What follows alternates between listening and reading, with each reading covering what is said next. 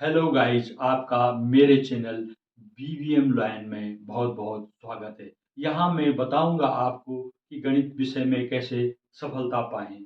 बस इसके लिए आपको मेरा चैनल बीवीएम लाइन सब्सक्राइब करना होगा। तुम मुझे समय दो, मैं तुम्हें सफलता दूंगा। धन्यवाद।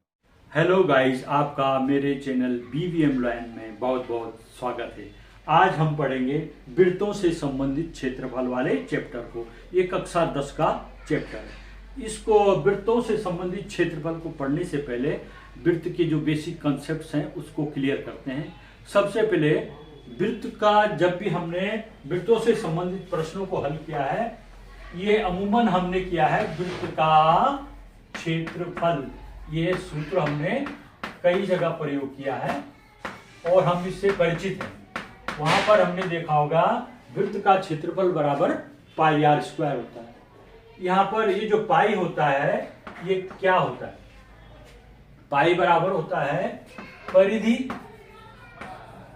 बटे व्यास।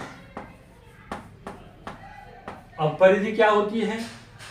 ये जो सर्कल है, ये जो वृत्त है, वृत्त को यदि हम इसको एक तार समझे, वृत्त की बाहर का हिस्सा, इसको फैला दें, लंबाई कर दें इसकी परिधि होगी ये।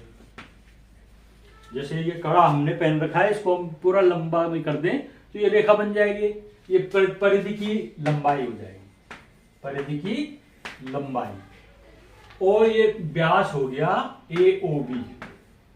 AOB व्यास हो गया, इसकी लंबाई भी हमने नाप दी व्यास की।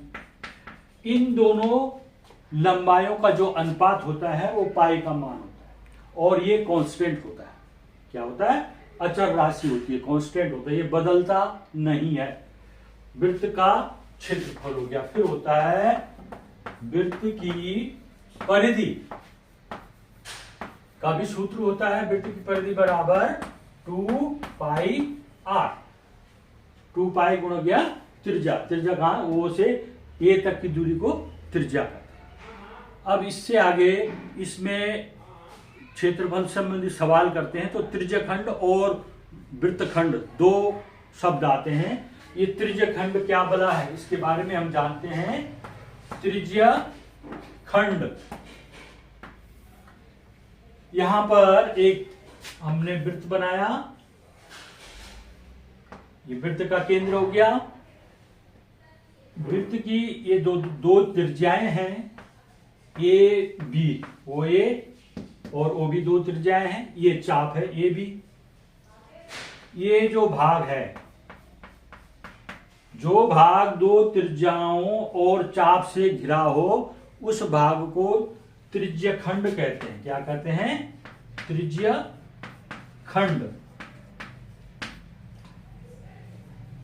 जो भाग जीवा और चाप से घिरा हो, AXB लिख दिया, ABXA, ये वाला जो भाग है, एरिया है, इसको कहते हैं वृत्तखंड। क्या कहते हैं? वृत्तखंड। इसमें दो हो गए। इस वाले को कहते हैं, जो ऊपर है ये वाला हिस्सा, दीर्घ वृत्तखंड। इसको कहते हैं दीर्घ वृत्तखंड और इसको कहेंगे लघु वृत्तखंड। हो गया। अब हमने इस पर सूत्र देखने हैं। त्रिज्यखंड का क्षेत्रफल। अब अगले प्रश्नों में आएगा कि त्रिज्यखंड का क्षेत्रफल ज्ञात कीजिए। तब हमें क्या करना होगा? त्रिज्यखंड OABO, ये त्रिज्यखंड है। इस त्रिज्यखंड का हमको क्षेत्रफल निकालना है, तो त्रिज्यखंड का क्षेत्रफल का सूत्र हमें लिखना होगा। तो ये होता है θ/360 degree into pi R square. क्षेत्रफल निकालना, क्षेत्रफल में आर का स्क्वायर होता है हमेशा, तो पाई आर स्क्वायर लेना है। पे त्रिज्यखंड का क्षेत्रफल बराबर θ/360 degree into pi R square. इसी प्रकार अगर हमें ये जो चाप है, ये भी चाप है, चाप की लंबाई ज्ञात करनी है। चाप की लंबाई,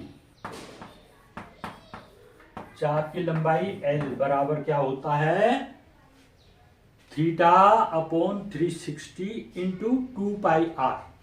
theta upon 360 degree into 2 pi R. जब लंबाई ज्ञात करना हो तो 2 पाई आर से गुणा कर देना है। जब क्षेत्रफल ज्ञात करना हो त्रिज्याखंड का तो पाई आर स्क्वायर। ये चाप की लंबाई के लिए हो गया।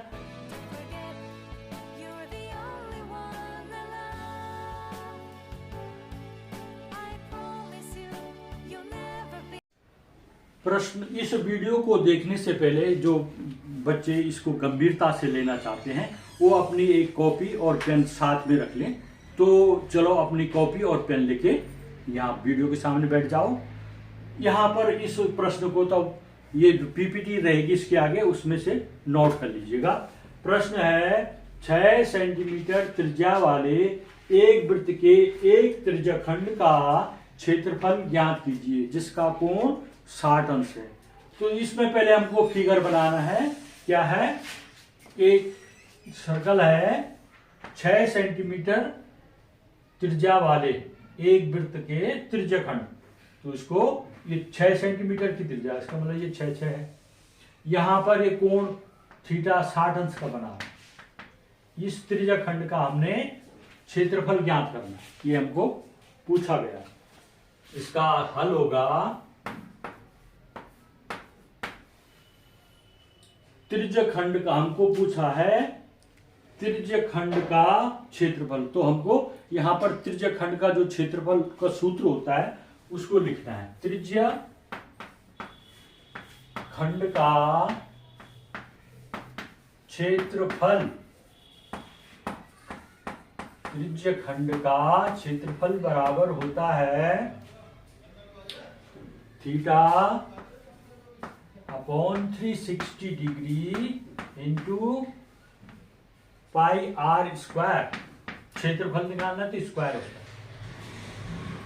तो त्रिज्याखंड का क्षेत्रफल theta upon 360 into pi R square. यहां पर पाई का मान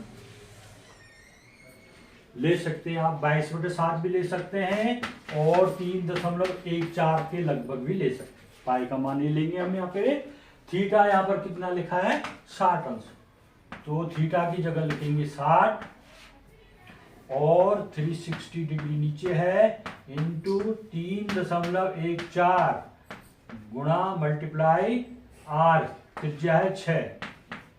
ये 6 का स्क्वायर लिखा हुआ है ना, इसका मतलब 6 को हमने 2 बार मल्टीप्लाई में लिखना है। इसका मतलब ये, इसको हल कर दीजिए। 60 का 360 में भाग देना है।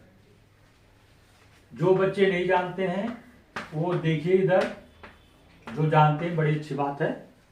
ये 0 हम काट सकते हैं, यहीं पर भी काट सकते थे। 6 की टेबल बोलनी है 6 जा 36, 6 छका 36। तो इन दोनों को काट करके 6 आ गया। आगे समझ में। उसके बाद यहां पर ये 6 है, ये भी 6 है। अंश और हर में, अंश और हर में अगर एक ही संख्या हो तो इनको हम काट कर एक बार लिख सकते हैं। 6 कम 6। अब हमारे पास यहां क्या बच गया है, हमारे पास बच गया 3.14 इंटू 6। तो 3.14 को 6 से मल्टीप्लाई कर देना है। 6 चौको 24, 6 कम 6 और 2 8, 6 3 18।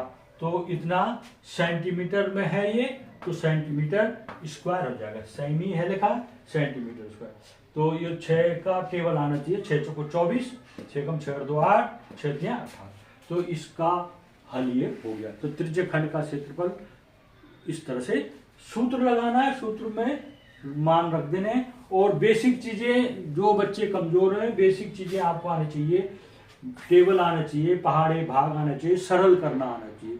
अगर जिन बच्चों को नहीं आता उनके लिए मैं अलग से एक प्लेलिस्ट बनाऊंगा, वो उसको देख लीजिएगा। तो इस तरह से इनको हल करेंगे। ठीक, धन्यवाद।